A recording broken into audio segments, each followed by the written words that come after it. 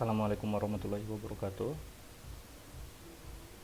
Oke, tadi saya sudah cek pertanyaan kalian ya untuk beberapa materi yang sudah disampaikan sebelumnya. Baik itu materi yang melalui slide ataupun video yang pertama tadi saya kirim. Untuk pertanyaan kebanyakan itu yang saya tangkap adalah bagaimana tentang XD ini sebenarnya. Tadi ada juga yang menyatakan bahwa kesulitan dalam pembuatan komponen-komponen yang ada di XD dibandingkan dengan yang ada di Balsamiq. Untuk Balsamiq sendiri sebenarnya eh, juga cukup bagus. Hanya saja kita ada dua jenis dari prototyping atau rancangan yang kita buat. Itu ada low-fi dan juga hi-fi. Low-fi ini low fidelity dan hi-fi itu adalah high fidelity.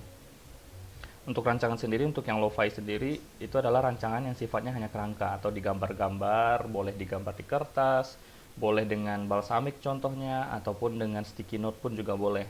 Sedangkan untuk yang hi-fi ini atau high fidelity adalah rancangan yang kita buat sudah mendekati bentuk akhir dari sebuah aplikasi atau fungsionalitasnya juga mirip-mirip lah dengan aplikasi yang akan jadi nantinya.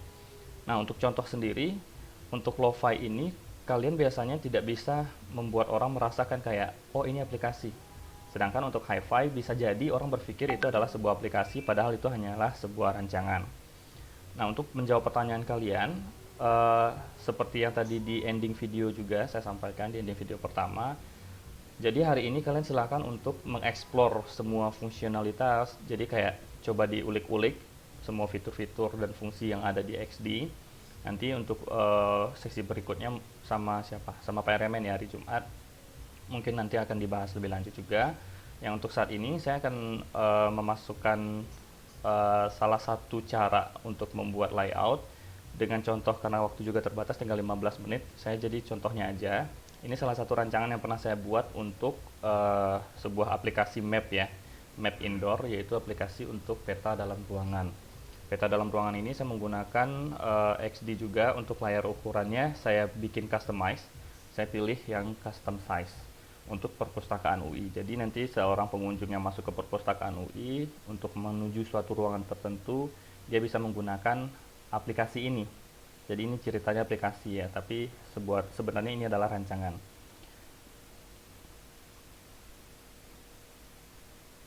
Oke, kita tunggu dulu loadingnya.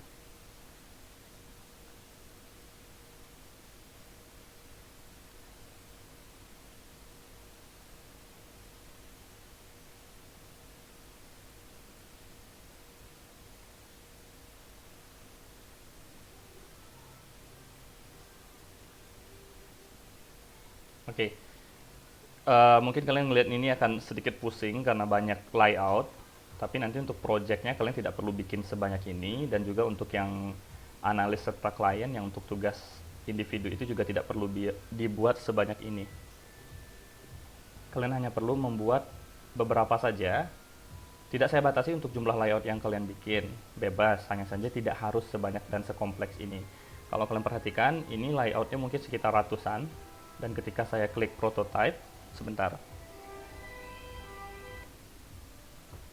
ketika saya klik prototype, akan muncul benang-benang yang banyak sekali. Nah, benang inilah yang tadi yang saya bahas di awal, di video awal, yang merupakan wire untuk menghubungkan satu layout dengan layout lain. Bukan hanya layout, kalian juga bisa menghubungkan komponen-komponen atau objek. Misalnya, ketika saya berpindah ke suatu halaman yang di sini. Ini merupakan objek yang saya gambar sendiri. Memang di XD tidak ada gambar dalam bentuk map. Ini hanya sebuah icon yang saya ambil, terus saya ubah-ubah, saya padu padankan dengan icon lain, saya grupkan jadi mereka menjadi satu objek. Setelah menjadi satu objek, saya pindah ke tab prototype, saya klik, lalu akan muncul sebuah benang warna biru seperti ini. Jadi kalau awalnya tidak ada, ketika kalian klik akan muncul sebuah benang warna biru, tinggal ditarik. Maksudnya adalah ketika kalian memencet icon atau objek ini, harapan kalian berpindah kemana. Kebetulan untuk contoh yang ada di sini, saya membuatnya berpindah ke halaman berikutnya. Jadi, ketika aplikasinya dijalankan atau rancangannya dijalankan, ketika tombol itu diklik, saya akan diantarkan atau dipindahkan ke halaman lain. Nah, untuk halaman berikutnya, saya tidak menggunakan aksi apapun, pencet tombol apapun. Saya menggunakan perpindahannya menggunakan time, auto animasi. Jadi akan muncul sendiri untuk membuat atraksi yang lebih menarik kepada si pengguna. Jadi ini contoh aplikasinya, nanti kalian bisa bikin seperti ini. Kalau dilihat sekilas, kalian mungkin akan berpikir kayak ambilnya di mana di XD. Sebenarnya semua ini hanya fitur-fitur yang sudah ada di XD, yaitu fitur-fitur yang sudah ada di sebelah kiri. Rectangle, ada square juga, ada juga rounded. Saya cuma mengambil beberapa part ini, lalu menambahkan icon-icon. Intinya kalian coba gunakan sense of art-nya. Jadi nggak usah takut-takut untuk membuat sebuah rancangan. Saya bebaskan kalian berkreativitas, keluarkan jiwa seni kalian, asal tetap mengikuti kaidah-kaidah pembuatan sebuah rancangan. Seperti misalnya untuk tombol home. Ya, pada umumnya tombol home ya dengan gambar rumah atau gambar-gambar yang dimengerti oleh pengguna lah. Jangan sampai menggunakan suatu icon yang pengguna akan berpikir ini untuk apa. Atau tombol kembali biasanya dengan tanda panah atau tanda-tanda silang atau tanda lainnya yang mudah dimengerti, serta posisinya juga posisi-posisi yang selama ini dikenali sama user. Lalu muncul pertanyaan, kalau seandainya saya pengen nambahin icon Pak atau tombol yang mungkin sekiranya baru atau belum familiar, boleh. Oleh sebab itu kalian dikenalkan dengan yang namanya annotate. Itu kalau tidak salah di slide kedua apa ketiga ya. Annotate itu adalah kalian menunjukkan kepada user bahwa ada fitur ini, fungsinya apa, dan hanya muncul sekali saja. Contohnya, ketika saya memencet map, lalu saya memilih tombol ini, ada muncul sebuah tombol tanda tanya berwarna merah yang memiliki kesan atau animasi berkedip. Secara sense-nya itu membuat si user terpancing untuk ini tombol apa. Dan ketika diklik, oh ternyata itu informasi. Ketika di close, merahnya sudah tidak ada lagi. Sedangkan yang berikutnya adalah berganti ke kolom atau tombol lain.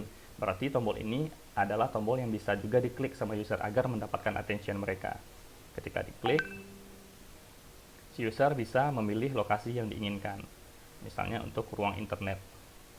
Lalu akan diantarkan, kalau kalian perhatikan di sini, dot-dotnya bergerak ya. Jadi dari titik mereka berada menuju lokasi yang mereka tuju. Nah, seperti ini annotate bisa dikasih, misalnya tombol-tombol yang menurut kalian belum diketahui atau perlu perhatian dari user. Buat perhatian itu atau tangkap perhatian user tersebut dengan animasi-animasi yang bisa kalian custom sendiri melalui aplikasi XD.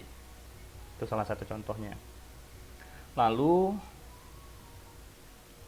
di sini kita coba membuat sebuah prototipe-nya. Perhatikan antara dua halaman yang sedang saya buka di layar ini. Setiap halaman harus ada konsistensi, misalnya header. Di sini headernya saya taruh gambar siluet ya, siluet dari perpustakaan UI dengan tulisan The Crystal of Knowledge, jam, tanggal, logo UI. Pastikan kalau kalian menggunakan header, di setiap halaman kalian ketika transisi, header tersebut selalu ada. Jangan sampai tiba-tiba di suatu halaman headernya nggak ada. Jadi kalau kalian perhatikan ini sampai ke bawah, 100-200 lebih layout ini semuanya memiliki header yang sama. Begitu juga dengan footer. Nah, kebetulan di sini footer saya menggunakan menu About Information Map Universitas Indonesia nomor telepon.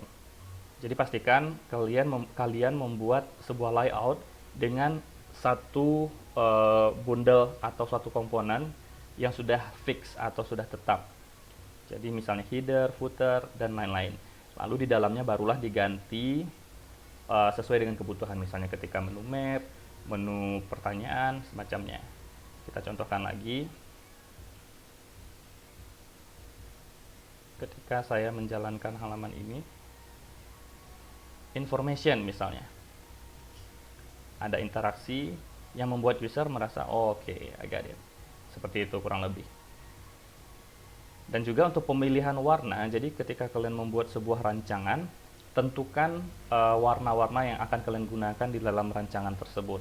Jadi dalam pembuatan rancangan ada 3 jenis warna, main color, secondary color, dan complementary color. Jadi kalau main color itu adalah warna yang paling utama atau yang membuat kesan handphone kalian, aplikasi kalian itu warna apa. Kalau di saya kan hitam kuning nih kesannya, berarti main color saya adalah hitam dan juga kuning. Lalu untuk secondary color-nya itu adalah warna-warna yang selalu ada tapi tidak lebih kuat dari warna yang main tadi. Dan complementary, warna-warna yang bisanya muncul di beberapa fitur saja, misalnya seperti warna merah ketika tombol berkedip warna merah, atau ketika teks saya menggunakan teks warna apa.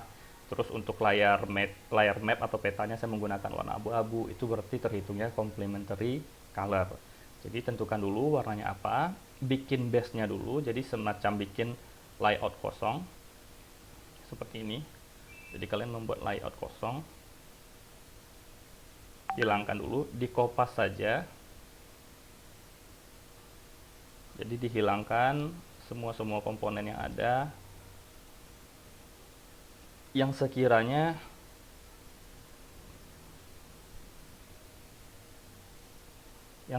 kalian tidak akan gunakan di setiap layar.